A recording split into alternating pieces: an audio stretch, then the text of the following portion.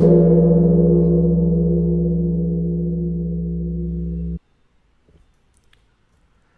everyone, welcome to the talk My Hacking Adventures with Safari Reader Mode. My name is Nikhil. I work at Popup Labs and I am into web and browser vulnerability research, basically everything that relates to the client-side security stuff. I've also spoken to a few conferences such as 36C3 and PSDays 9. So let's talk about the web of distractions, or we can say the today's web. So if you are using web, you might have came across a situation when there is a nice article on the website fully loaded with different advertisement, funky background images and sounds. So sometimes it is very frustrating to read the article when there's a weird pop-up comes to your screen, or a video starts playing in the background, or the website start requesting different permissions such as notifications. So to deal with such situation, browser vendors came up with an idea of using reader modes in browser. So reader mode is a feature implemented in most of the browsers that allows you to read an article in a clutter-free view, basically rendering a page without any distractions like advertisements, background images, etc. And so Safari also comes with the built-in reader mode support since 2010, which is available for macOS and iOS devices, which effectively removes different advertisements, navigation, and it creates a nice clutter-free view. And the same thing is being claimed on the official website as well, which says you can hide ads when reading articles in Safari Reader mode. All you have to do is to click on the tiny lined up icon, which is available at the leftmost corner of the address bar. So for me, it was pretty interesting to explore the security of reader mode because it creates a totally different DOM representation than the actual one. So I started exploring the Safari Reader mode and different functionality. So to start the test, I take an example of simple HTML page, or we can say that a ugly HTML page which has a heading which says macOS, and it is there nothing like a Mac, followed by 4 paragraphs, and the content is being taken from apple.com, and so there is a link to apple.com. And after that we have 3 iframes which is pointing out to bing.com, and at the end we have a simple alert1 string. So let's see what happens as soon as this document turned into the reader mode. And as expected, Safari creates our ugly document, or Safari turned our ugly documents to a very beautiful document which is pretty formatted and clutter free and easy to read. So let's talk about the working of reader mode, or the Safari reader mode in action. So as soon as any normal document turned into the reader mode, Safari removes the iframe, different embedded elements, and also the objects. It also removes different JavaScript event handlers to make sure there is no JavaScript code execution at all. And at last, it applies HTML and CSS to beautify the content. Now, if you scroll down our ugly document, which turned into a beautiful document, you would see that our iframes, which was pointing to bing.com, is been removed, and this was expected from the Safari reader mode. But what was interesting is that a hyperlink which is pointing to apple.com remains same. So this gives me an idea of executing scripts in Safari Reader mode, because if we can execute scripts in Safari Reader mode, then we can present any sort of distractions or advertisements to the user, which will ended up breaking the Safari's promise to the users. So since we know that the hyperlink is getting rendered into the Safari Reader mode, the next idea was to create a hyperlink which is pointing to a JavaScript URI, and let's see what happens. So as soon as this link is rendered into the reader mode, Safari removed the hyperlink and turned into a normal tag and turned it into a normal tag. So somehow Safari is feeling, or Safari is smelling an attack that we are trying to do something evil, and that is why it removed our hyperlink, which was pointing to the JavaScript URI. So next, I started looking for different ways to fool the Safari to think that we are not even using any JavaScript URI. And the first thing first is to use the special 5 entities between the JavaScript keyword such as &tab to fool the Safari and to make us think that we are not using any JavaScript URIs at all. And surprisingly, it works for me. So now if we use this particular payload, and as soon as the document is rendered into the reader mode, you would see that it will create an hyperlink which says evil link, and which is pointing to the JavaScript URI. And as soon as the link is clicked, we should get the alert 1, right? But this was not the case. As soon as I click on the evil link, nothing has happened. So most of the browsers such as Microsoft Edge, Mozilla and Chrome comes with the built-in CSP support, so I tried to open the developer console to check if there is any CSP error, but surprisingly there was no CSP error at all. So this surprised for me also. I thought there is another challenge to figure it out. So next, the idea was to use an invalid function after the JavaScript URI. And so if we receive any error in the console, we can conclude that browser is actually interpreting our JavaScript code, but it is not allowing us to execute some sort of JavaScript functions. So I decided to use this particular payload, which is pointing to a JavaScript URI and then an invalid function.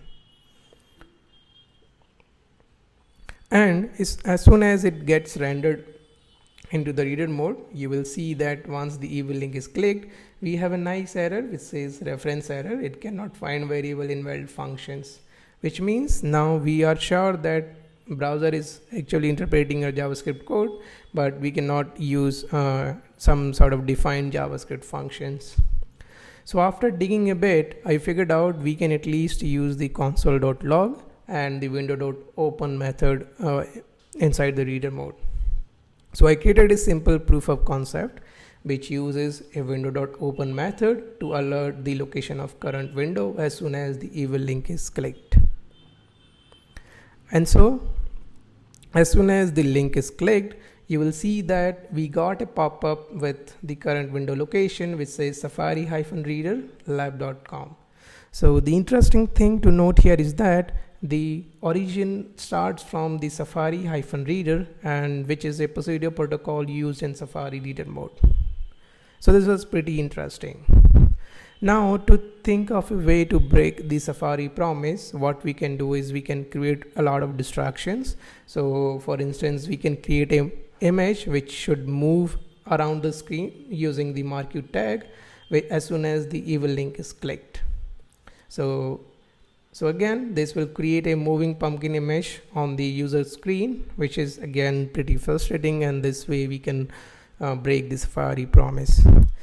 So apart from that, the interesting thing is the next challenge was to look for different vulnerabilities like UXSS or SOP bypass because of the different origin which we are in.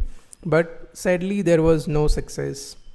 I tried a lot of test cases to found any of the related issues, but I failed to do so. I completely failed to do so.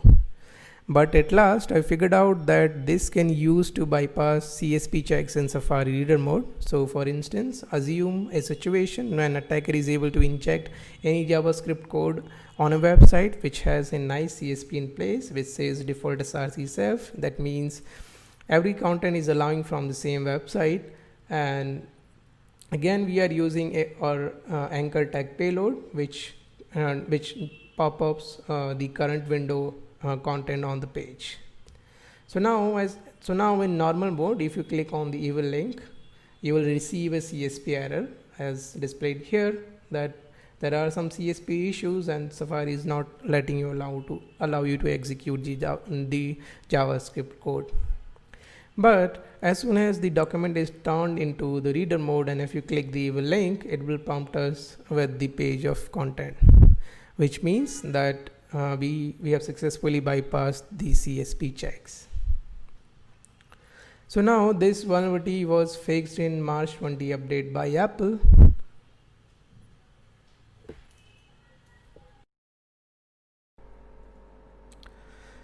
So once the patch is released, I decided to look at the Safari reader mode again, and so we bypassed the last check with this following payload.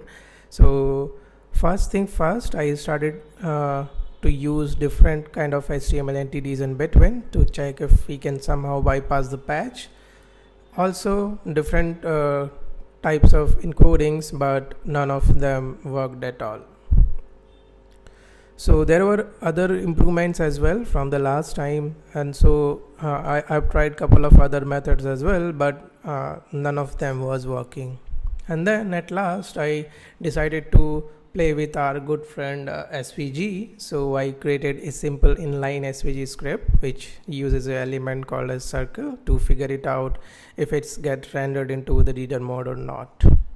And surprisingly, the harmless SVG was removed from the reader mode, and Safari did not even consider it. So the next moment, I decided to try a couple of other methods as well. So the method which works for me was the text element, because the text is something which Safari is more interested in. So I rendered this particular SVG element, and this gets rendered into the Safari reader mode, as you can see that. So now, since we know Safari is actually taking the SVG part, now we have to look for all the possible combinations to execute scripts using the reader mode. So the first thing first is to use the scripts inside the reader mode, and as soon as it gets rendered into the Safari reader mode, Safari just removed the script and rendered the rest of the part. So somehow Safari is again smelling an attack, and that is why the scripts were get removed. Also the same attempt is being done using the event handlers as well. So since Safari is considering the text element, the next idea was to append the event handler with that. But again, Safari did not consider the event handler and displayed rest of the content.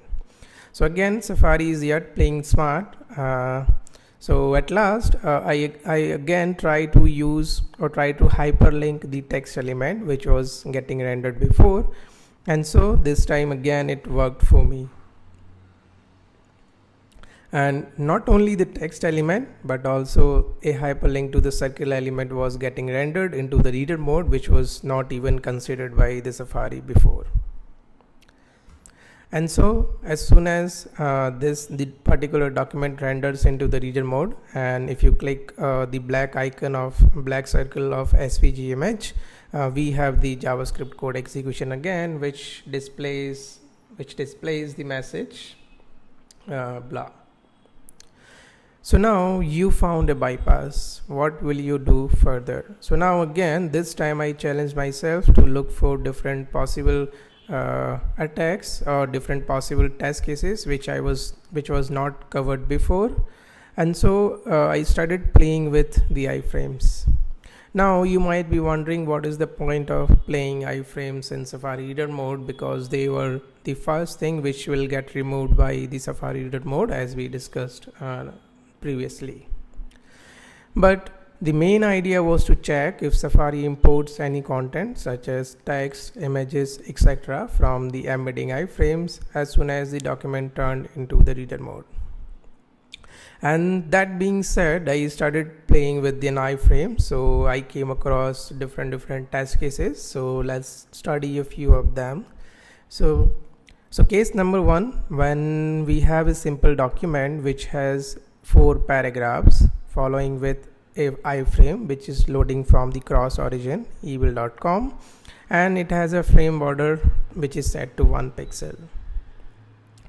And this is the content of secret.html file which is getting loaded from the evil.com, which has a lot of p tags. And this is how it looks in normal view as soon as we open this particular document in Safari. Now let's again render this document into the reader mode to check what happens. And so as soon as the document is rendered into the reader mode, you would see that the iframe is being removed, which was pretty much expected by the Safari. So again, let's study another case when we have a little variation here. The only thing which is changed from the first case is that we have defined a custom height which says 600 pixel and a custom width which says 1200 pixels to an iframe. And this is how it looks as soon as it renders into the normal mode. And so again, let's try to render this document into the reader mode, and again Safari removed the entire iframe. So let's try one more time. Again, the idea was, in case 3, the idea was to keep less content on the top frame, and which is why we have only one paragraph at the top frame and more content from the child frame, which is the secret.html file, and the height and width remain same. So this is how it looks in normal view. So we have only one paragraph at the top frame, and rest of the content is from the child frame itself, which is loading from the evil.com.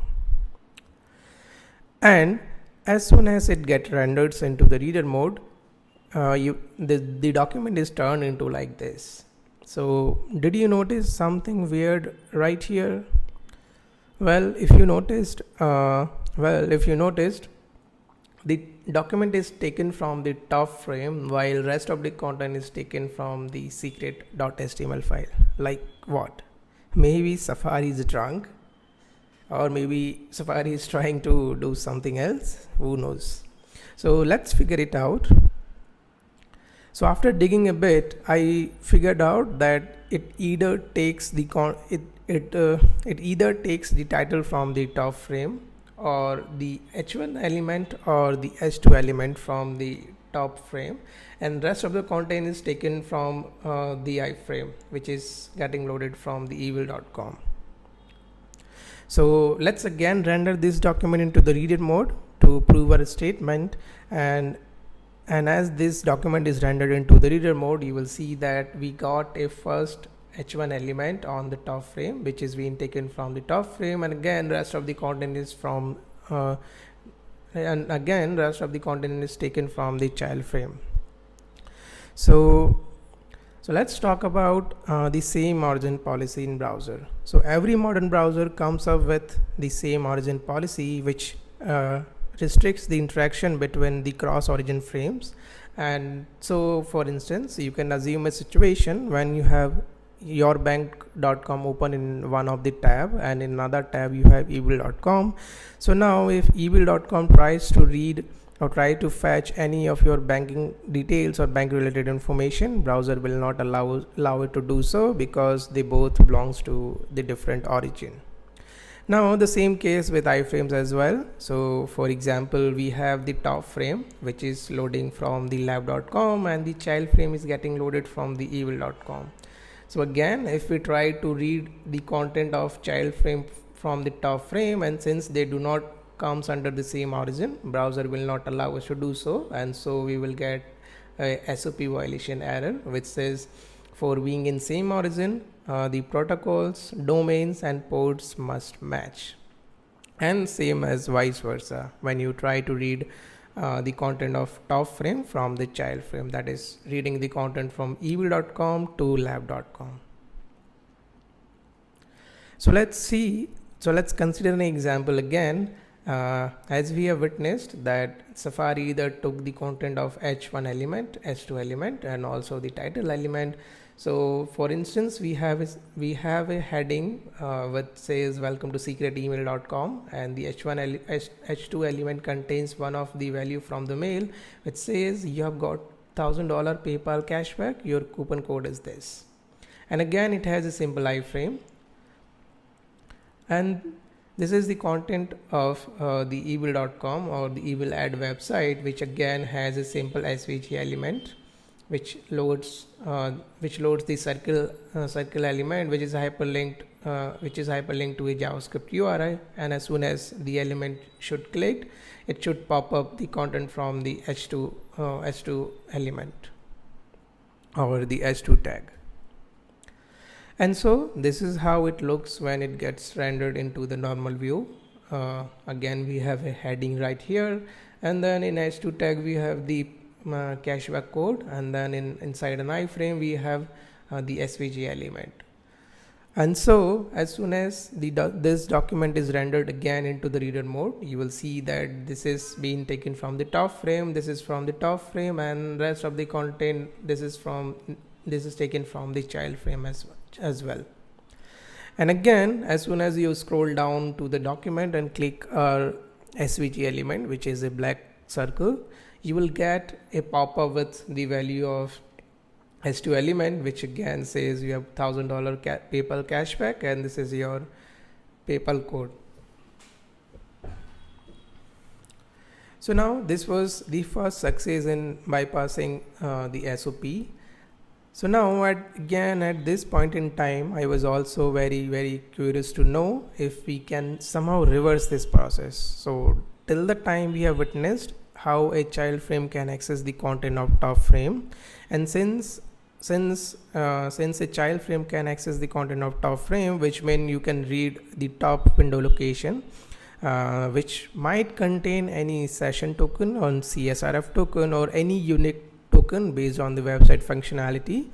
Also, you can change the content of top frame, which can create some sort of misinformations or phishing related informations and whatnot. So I try to reverse this process. That is I try to read the content from top frame to child frame. So since we already know Safari is already taking either H1 or H2 values, so I decided to place our simple SVG element inside the H1 tag to see if it gets rendered.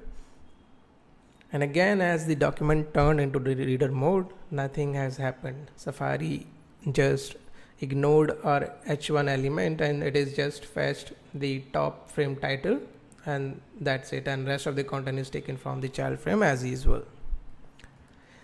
Now the next test case is to add some sort of strings inside the H1 element, which says the H1 on top frame, element on top frame, element on top frame, and then again our harmless SVG tag, and then again our SVG tag, which is pointing to a JavaScript URI, which should log a message called as blah.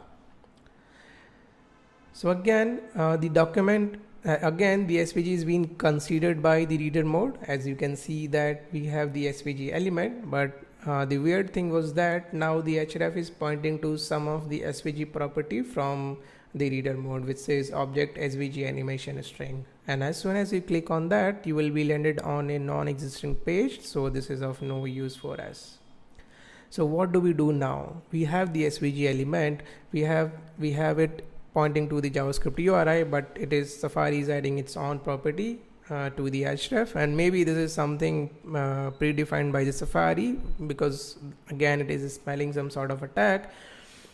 Now after again digging a bit, I figured out that if we place our SVG element before even closing the H1 tag, that is, this is the opening of H1 tag, and before we close it, we should place the SVG element that we have. So let's see what happens when this particular code gets rendered into the reader mode. And as you can see that as the code is rendered into the reader mode, now we have the SVG element, and again we have the href, which is pointing to the JavaScript URI, and as soon as the link is clicked, or as soon as the H1 element is clicked, we have the JavaScript code execution again. So which means now we can bypass, or we can read the content of top frame to child frame as well. So now we have covered both of the cases.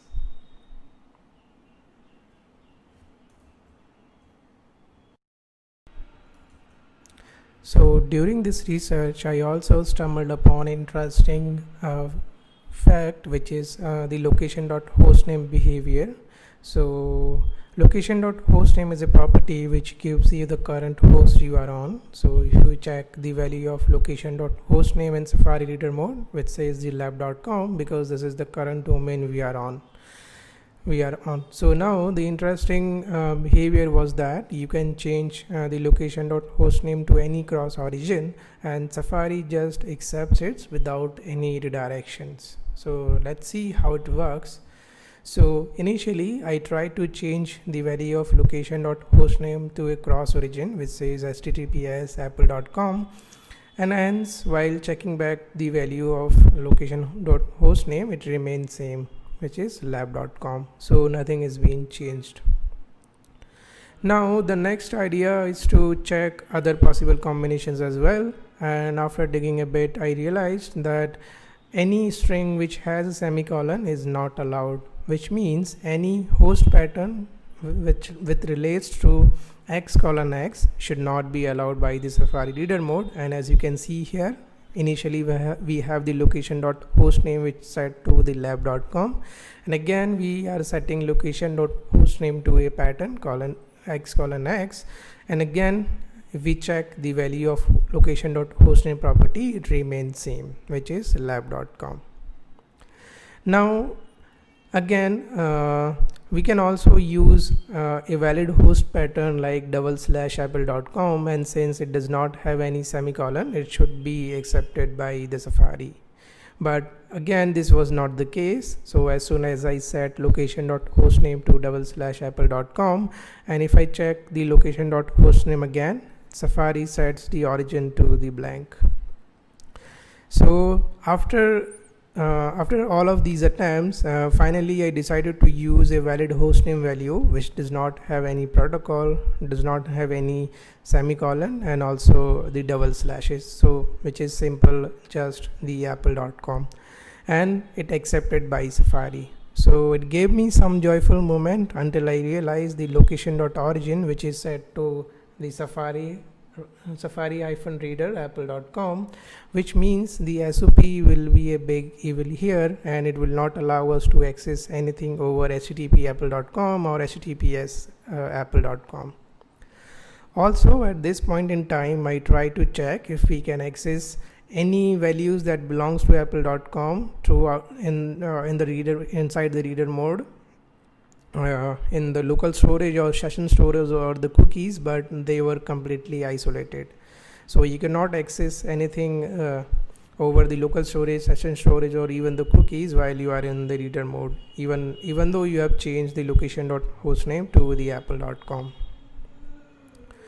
So now then I remember a blog post from Apple Camera Hack from Ryan, and which gives me an idea that Safari does not track the websites, currently active websites, or the permissions of the website based on the origin, but else it uses its own observations.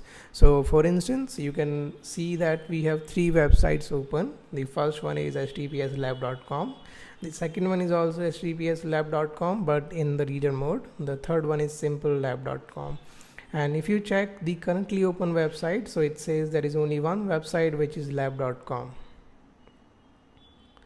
Now whenever you try to download any files from the website, or a website tries to download any files to your system, Safari will prompt you a dialog which says, do you want to allow downloads on particular website? And if you click allow, then you are allowed to download files, otherwise you are not.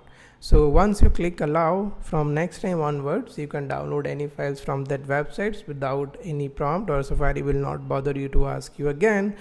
So for instance, let's suppose the apple.com is already added as a trusted site in our victim's browser.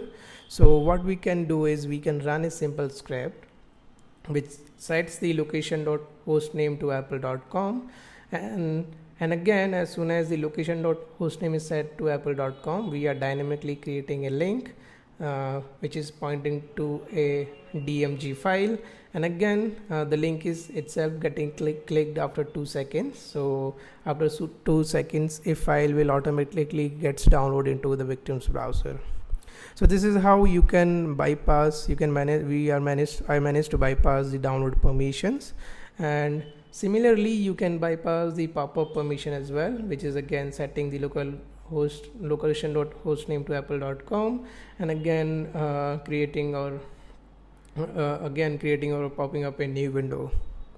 So this was it. Now the another interesting fact is that all of the other permissions such as video, audio, screen share or geolocation permissions, they are available only in secure contexts or browsers.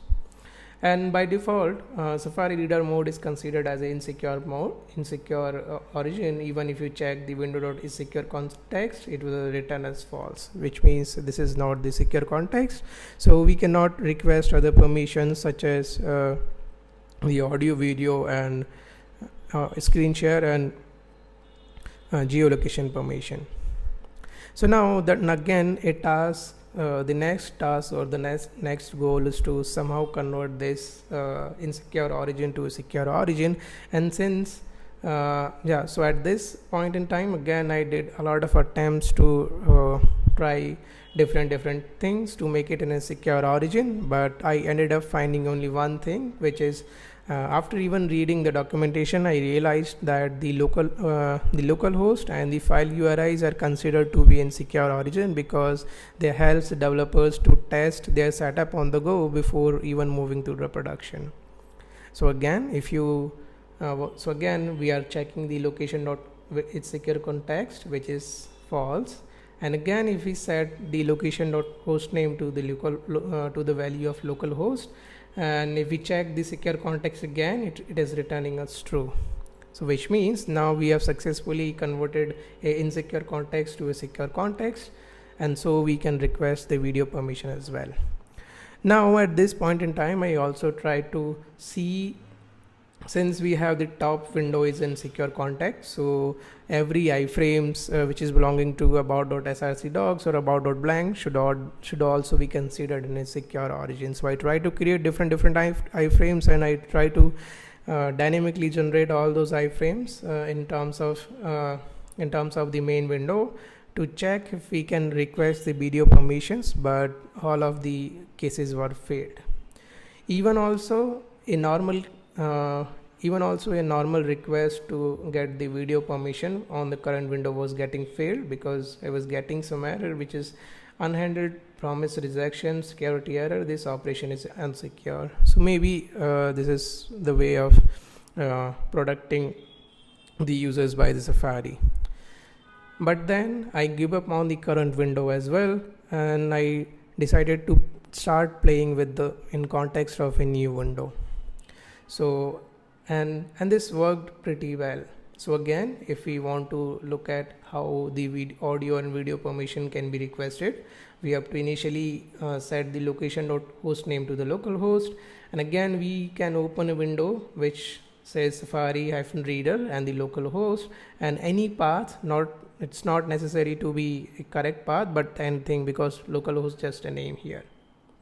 And again we are creating a video tag to reflect our video, which is requesting the permission in 2 seconds. So as soon as the SVG element or the black circle from the previous as we discussed previously is clicked, it will ask you the permission. It will ask a script from localhost will ask you to use your camera, and if you allowed it, we have the video permissions. We have the video permission from the localhost. And you can also create different or use different sort of blob URIs to prompt the user with different or weird origins. Now, as I already discussed, localhost is just a name. It does not require anything or even have the localhost to run in the victim's browser. It is just a name, and that's it. And similarly, we can have the screen sharing permission bypass as well. Again, we have to set the location.hostname to localhost, and then open any address which belongs to the localhost, and then we can request the screen share permission as well. Similarly, we can look at the notification permission as well, but the interesting thing was that for notification permission, it will not ask you the prompt if you have already given the notification permission to the local host. So this was a plus point for notification permissions. Other than that, I also tried to retrieve the geolocation permissions, but even though we are still in secure context in terms of the new Windows, still I received an error which says the access to geolocation was blocked because this operation is insecure. So this was a trivial problem because only one of the permission is not working and rest of the other permissions was working well. So yeah, I tried again to figure it out, but sadly there was no success at all in finding the geolocation permissions. And so we can also bypass the CSP as we discussed in our initial attempt, that assume if there is any website which has a perfect CSP in place, so it will trigger in normal mode, but as soon as the document is turned into the reader mode, it will not trigger it. So we can bypass the CSP checks using the Safari reader mode. So again, all of these bugs are fixed in August 2020 security updates by Apple, and some of the bugs are grouped into one, so they have assigned to CVE's ID, and also the bugs are fixed in a weird way. Now what I mean by weird ways is that they again just make sure to stop the JavaScript code execution, that is it, and rest of the behaviors are working same as it is. For instance, the importing content from child to top or top to child is working as it is. Also the behavior of most of the behaviors from the location.hostname properties is working same as I just demonstrated. So which means all you need is just another bypass, and if you have the bypass, you can pretty much recreate everything. You can pretty much recreate whatever I presented here. So you just need a bypass. And as always, always challenge yourself to dig deeper and to come up with different ideas. It takes time, but that's what the challenge is. Do not give up as I did earlier in my initial attempts. So yes, that's it. Thank you everyone. If you have any questions, please let me know. I'll be happy to answer. Also, you can reach out to me on Twitter. This is my Twitter handle. Also, if you want to look at my previous research, this is the website where you will get everything that I published. Okay, thank you.